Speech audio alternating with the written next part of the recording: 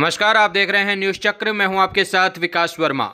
अभिभाषक संघ कोटपुतली व एसडीएम सुनीता मीणा के बीच का विवाद 18 दिन बाद भी रुकने का नाम नहीं ले रहा है। अभिभाषक संघ पिछले 18 दिन से कार्य का बहिष्कार कर एसडीएम कार्यालय पर धरने पर बैठे हैं।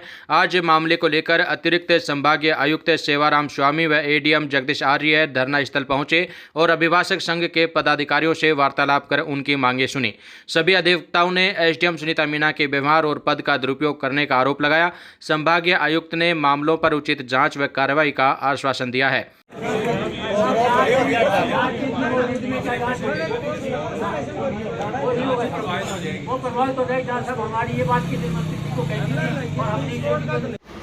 वकीलों का 18 दिन से धरना चल रहा था कुछ मांगों को लेकर के, और आज सहमति बन गई है। वकीलों ने आज अपना धरना उठाने का निर्णय कर लिया है। तो अभी जांच किसी को दी है सर? जांच एडीएम साहब को दी है।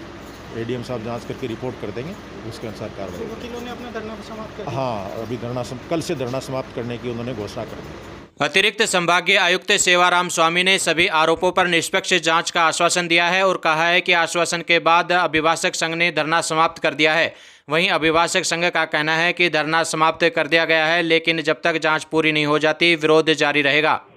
तो एडीएम साहब ने और संभागीय एडिशनल आयुक्त साहब ने बताया कि जांच अधिकारी आपके एडीएम को नियुक्त कर दिया है।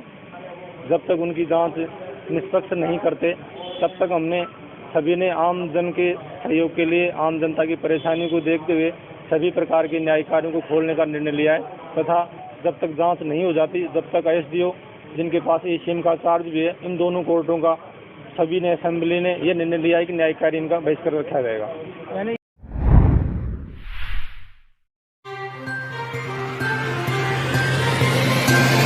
ये किसी गांव की कच्ची सड़क या पगडंडी नहीं, Kotputli Kuchaman mega state highway है जनाब।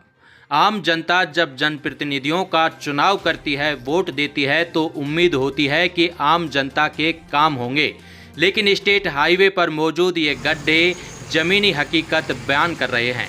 हालात यह है कि नारेड़ा, चोटिया मोड़ व टोडी सहित दर्जनों स्थानों पर 2.5 से 3 फीट तक के गहरे गड्ढे हादसों को न्योता दे रहे हैं और जनप्रतिनिधि व जिम्मेदार अधिकारी इधर मुंह उठाकर नहीं देख रहे हैं। जिम्मेदार अधिकारियों के काम का यह सर्टिफिकेट आप भी देख लीजिए।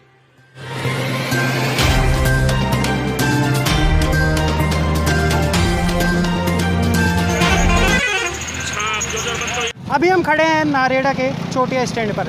जहां हम खड़े हैं ये कोई गांव की कच्ची सड़कें नहीं हैं, ये कोटपुतली से नारेड़ा जाने वाला Kuchaman Sikar mega state highway है।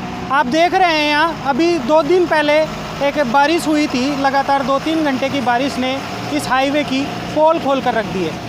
आप देख सकते हैं तस्वीरों में इस हाईवे में, इस सड़क पर लगभग 2 से 3 फीट के गड्ढे हो गए हैं और इस गड्ढों से यहाँ के लोग ही नहीं, यहाँ से गुजरने वाले वाहन भी काफ़ी परेशान हैं, जिनको काफ़ी परेशानियों का सामना उठाना पड़ता है।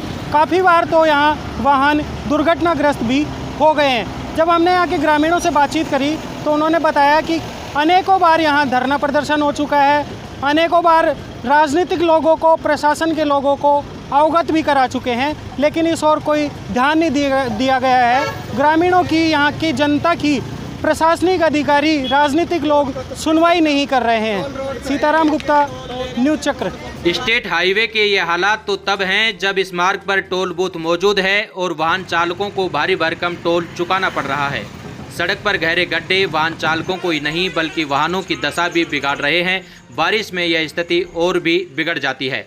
सर्वाधिक परेशानी नारेड़ा कस्बे में है, जहां सड़क पूर्ण रूप से क्षतिग्रस्त होकर गड्ढों में तब्दील हो चुकी है। इसके अलावा चोटिया मोड़, हसामपुर, बोपिया, बरडा में भी इस हालत की सड़क बेहद नाजुक है। उसके बावजूद वाहन मालिकों को टूटी हुई सड़कों का टोल देना पड़ रहा है।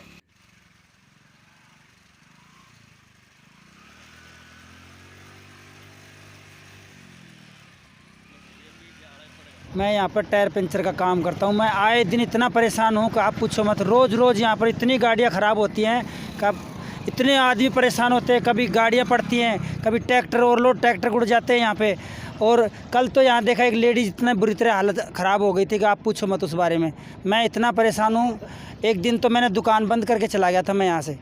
बताओ मैं क्या करूं। इस बारे में किसी को अवगत कराया? मैं यहाँ के करेसर वालों को भी बोल दिया कि यहाँ पर मिट्टी विट्टी डाल के कुछ ना कुछ थोड़ा बहुत तो समाधान करो, लेकिन कोई मेरी कोई सुनाई नहीं देता यहाँ पर। आपने कोई हमने मंत्री जी से कह दिए हैं कि साहब इन गड्ढों को भरवाइए, नहीं भरवाते हैं। यहाँ चोटिया 3 जगह गड्ढे हो रहे हैं, रोड का नामो निशान मिट गया है। पहले स्टेट हाईवे से भी आए थे, अधिकारी आए थे, हमारे एक सुभाष जी थानेदार जी थे, उन्होंने आकर मुर्रम डलवाई और थोड़ा डामर भी गिरवाया था, कंडीशन सही हो गई थी। पुलिस विभाग वाले पहले आते थे और वो डलवाते थे, या RS RDC वाले आते थे, वो काम करवाते थे, उनके ऊपर दबाव रहता था पुलिस विभाग का तो आते थे। अब कोई दबाव नहीं है, न कोई अधिकारी पुलिस प्रशासन का सुनता है, न कोई मंत्री जी सुनता है।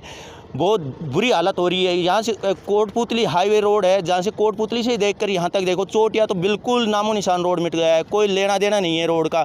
किस बात का टूल ले रहे हैं ये? 5 बार इसके ऊपर धरना दे चुका हूँ। गांव बस्ती ने पूरा दिन मार्केट बंद रख के रोड के ऊपर बैठ के हमने जितने प्रयत्न करने थे सारे कर चुके हैं, परंतु नतीजा आज भी इसका 0 है।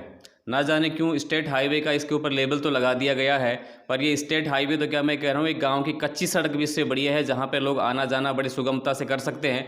पर यह है रोड आज अपनी बदहाली पर जिस प्रकार से रो रहा है, इसका कोई सुनने वाला नहीं है। जबकि इस रोड पर भारी भरकम टोल टैक्स पे करने के बावजूद भी आज ना तो इस क्षेत्र के उपखंड अधिकारी, ना इस क्षेत्र से जुड़े हुए प्रशासनिक अधिकारी जो PWD डिपार्टमेंट के पास जाते हैं तो वो RTGS के ऊपर डाल देते हैं, या एक दूसरे के ऊपर डालने वाली प्रक्रिया चल रही है, परंतु लोगों का दुखड़ा आज तक कोई भी सुनने वाला नहीं हुआ है। कोटपुतली से पाटन के बीच की ये तस्वीरें ये हालात बयां कर रहे हैं कि जब भी वाहन चालक इस मार्ग से गुजरते होंगे, संबंधित जनप्रतिनिधियों और अधिकारियों को याद जरूर करते होंगे।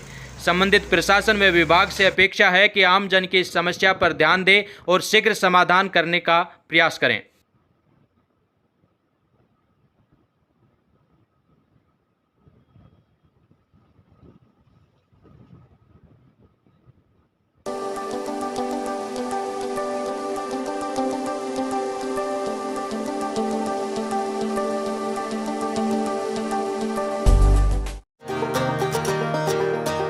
Delhi Public World School, Kotputli is world-class 7-acre campus situated in Rajasthan on NH8 near Kotputli, Behror and Nimrana.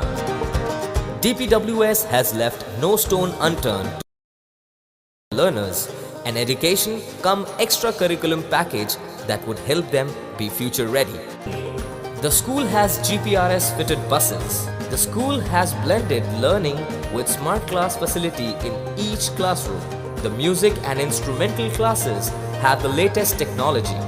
The staff is highly experienced and well qualified to teach and impart knowledge to the 21st century learners. So, our school's doors are open for all. So students, those all who are interested in exploring the world, they are welcome to Delhi Public World School.